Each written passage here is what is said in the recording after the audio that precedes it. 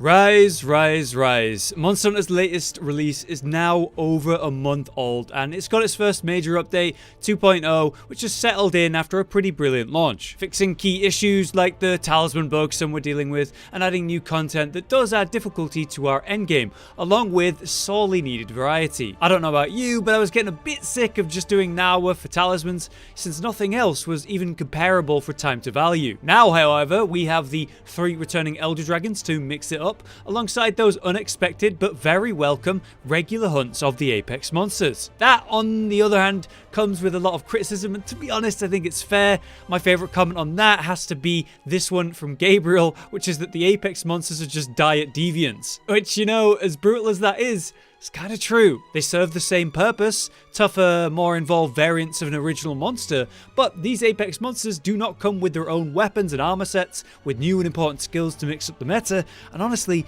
they don't have much reason to do them other than farm the jewels. So today, I wanted to have a little discussion style chat about Rise 2.0 and its new endgame, and ask, is it good enough? Is it fixed? Is this what we needed? Let's talk about it. What was wrong with Rise 1.0 then in its endgame? For me, I feel it was the lack of difficulty. The final bosses were more spectacle than proper challenging hunts, and that is okay with me. Final boss style fights should be spectacle, and I thought they were awesome.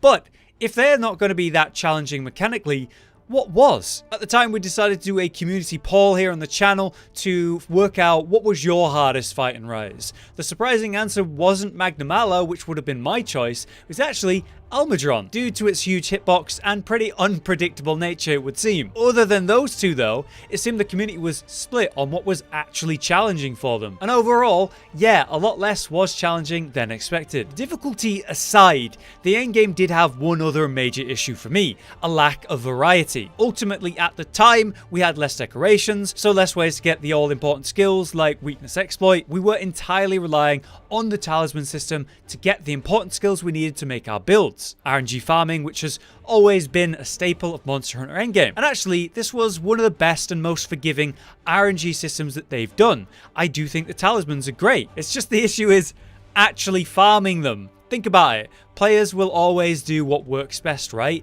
And Daora was by far and away the very best way to farm Talisman materials. Like, it was not even close. No other monster, not even a Bushi, was worth farming when Daora provided so much. And so we were all sort of funneled into just farming the one same spectacle fight over and over and over in hopes of getting good talismans, instead of enjoying the big roster of the game. So those are my two main issues with Rise 1.0 endgame. All I wanted to see in the 2.0 update in regards to that endgame was therefore more variety in how we're going to farm the talismans, other monsters that are at least comparable or slightly worse than Daora materials. Secondly, more challenging hunts that give me a bit more of a good fight, a run for my money, and put me at a risk of a car. Oh, and lastly, more variety in the builds would always be nice. So did 2.0 Rise deliver on these concerns and hopes? Yeah, I think so, but it does stumble in places. Obviously, we have the 3 Elder Dragons added, we also have Basil and the Apex regular hunts, which wasn't something I expected. While it is not G-rank challenges, because obviously this is still high rank, it is a lot closer to what I hoped for, which had me wondering, what was the hardest monster of the 2.0 update? Not just for me, but for you guys. So we did another community poll to find out. Our obvious options were Kushala, Teostra, and Camellios, but then out of all the Apex monsters, we figured Mizutsune would be the choice, with a 5th and final option of other, in case people felt like maybe any of the other monsters were more important or more difficult. Let's take a look then. The lowest voted at 6% was Camellios, who I thought would have shined over the other option, but I do agree he's got to be the easiest of the trio, right? While yes, he is hard to spot and moves around with surprising speed at times, his attacks are often forgiving due to their slower nature after he does them. His deadly venom does hurt, but is usually spread around in predictable ways. Take his awesome super attack as an example. Just beforehand, he'll give you this little cute dance so that you know it's coming, and then jump up into the air before sending out that big circle of purple. With that fancy ability to send the wave of venom outwards or even inwards, depending on where his target is, you've got to be careful. Even his big damaging lumbering attacks will leave him slumped and staggered for free damage before you've even KO'd him yourself. So yeah, I do love Camellios and I love this fight, but it had to be the easiest of the 3. Next, however, was the 4th most voted, which came as a surprise to me. Kushala somehow only had 7% of the votes, despite so many people telling me, even in the comments of the poll, that Kushala was the hardest for them. In any case, people are raving about this new version, which is absolutely wonderful, reminding me in ways of Electron, thanks to those new aerial slams with the dragon attacks. Most importantly though, I think it's incredible the way Kashala controls the wind in Rise. Like, spinning Beyblades is able to control at will and move around in specific directions. Those big wind blasts from range or even point blank can catch you out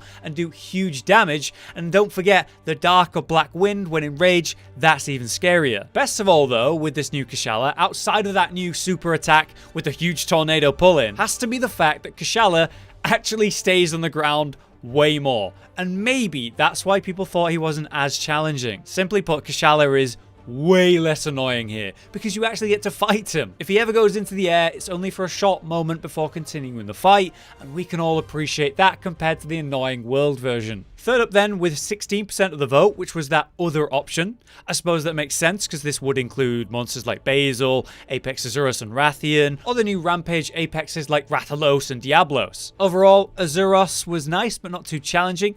Rathian is definitely a good and scary fight, much more deadly than the regular version of course. Rathalos is all Dread King mode with those huge nuke fire shots which blew me away.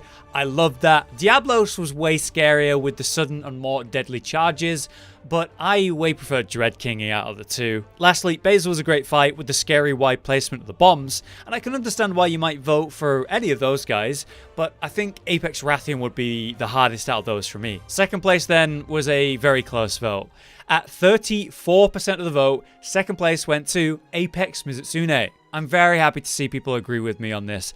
Apex Mizu deserves a lot of respect. Firstly, God, visually incredible. That mix of dark red and deep blues just goes so well. That big bushy tail just looks glorious. The blue bubbles spiraling around constantly. It's a visually pleasing monster. But then mechanically, way more challenging than the original fight, comparable even to the Elder Dragons. The explosive bubbles that change the fight into something much more deadly due to constant bubble pressure. Previously, you just swing through or just run through, maybe catch one, and that'd be not really a big deal. Now though, every move and attack has that danger of the second attack of the bubbles, and it has to be respected. Because of that, the fight can become very intense and pretty enjoyable bullet hell at various points. But the main mechanic update aside, Apex Mizu is a lot faster with its attacks. It's got more aggressive combos like double tail attacks or the new tail flip smash. This Mizu's got moves. This dude can backflip. Weirdly, the new super move with that wild spinning water beam and exploding bubbles, I don't think it's too bad. Since it's funnily aimed up high as if trying to hit something in the air, you're kind of safe. But yeah, he's pretty awful with his precision on those water beams. He's just spot on, kept sniping me. Overall, the damage of the hits that he will get you with are nasty. And naturally, because it is an Apex, no traps will work on it, and you can't Wyvern ride, which just adds difficulty. I think this was a great fight. My favorite version of Mizu by far, both mechanically and visually. Sadly, the rewards are just dire for the effort involved on this one, with a lack of anything like Apex equipment like maybe we'd hoped, and even then, kinda meh rewards. I love the fight, I just want more reasons to do it. Finally then, at number 1 in first place, yes, it was Teostra, who just snagged the first place spot with 37% of the votes. I fully agree with this. Teo was the only monster in the 2.0 update to actually cart me in my first hunt of it, owing to the many exploding attacks that do occur alongside regular attacks. I'd parry one or the other, and then the other attack, like the explosion, would knock me right out of it, which was really annoying. But let's not ignore how much faster this Teo is, the supernova being an obvious example. While yet the range of this big blast is reduced, god damn does it come out quick. I love this version of Teo though. There's just something about him, the line blasts or the dotted around him at random ones, the channeled huge blast in front of him, to go alongside basic combos and swipes that just have very little downtime, making it a great and deadly fight, and one I certainly prefer to face without my longsword because of that parry issue. For me then, yeah, this was the challenge I wanted in the endgame. And importantly, it gives us a new way to avoid farming Daora alone. The new Elder Dragon parts are pretty comparable in value, just like I hoped, so we can break up our gameplay and fight different monsters and still work on our talismans at the same time. Importantly, they've added the new decorations, which let us break up the builds like we were hoping to, giving us access to important things like weakness exploit, crit boost, handicraft and more. And this way, we don't all have to wear the same talismans and can actually tailor our own build based on what talismans we've happened to have, which does feel like maybe that's how it was meant to be from the beginning. And this is something people were saying a lot about 1.0 Rise. It's missing something. My only major complaint with 2.0 is how they introduced the Apex monsters without new equipment. Maybe I'm asking for too much, but it does feel weird that they don't have any. I love their fights, but I just want more reason to do them other than, hey, I like the fight. The Apex materials are pretty rare and not even high in value. The Lazarite jewels are nice, but you should be farming Apex Azuros specifically if you want those. The main issue is just how they changed the meta in almost no way, which is a shame. Again, that Diet Deviant comment, it hits home. I do think this was a great and important update for the endgame though. We have that Hunter rank cap unlocked, so we can grind out and prep for 3.0, which is already right around the corner, right? We can expect it soon, and it promises even more monsters and of course, the story update, so Rise is only going to get better. But I still think people are going to call it incomplete without the story update. Apparently, for some, a cliffhanger just doesn't work for them. But for me, the biggest complaints I had for the game are gone. And the ones I have now don't really matter that much. But just fix the longsword hitboxes though, yeah, that would be really nice. What are your thoughts about all of this? Do you agree with the voting? Is 2.0 Endgame what you hope for? This is meant to be a discussion, so I'm interested to read your thoughts on this. But until next time, I've been Hollow, you've been you. Thanks for watching. Josh, Cotton, and Hollow with the videos, dropping the humor like a hammer on your tippy toes, bringing entertainment on a daily arrangement to take our insanity and turn it into entertainment. Yes, I said entertainment twice, to reiterate that it is nice to look into your faces on a mostly daily basis when you let us in your homes to make the whole world a stage. Goodbye.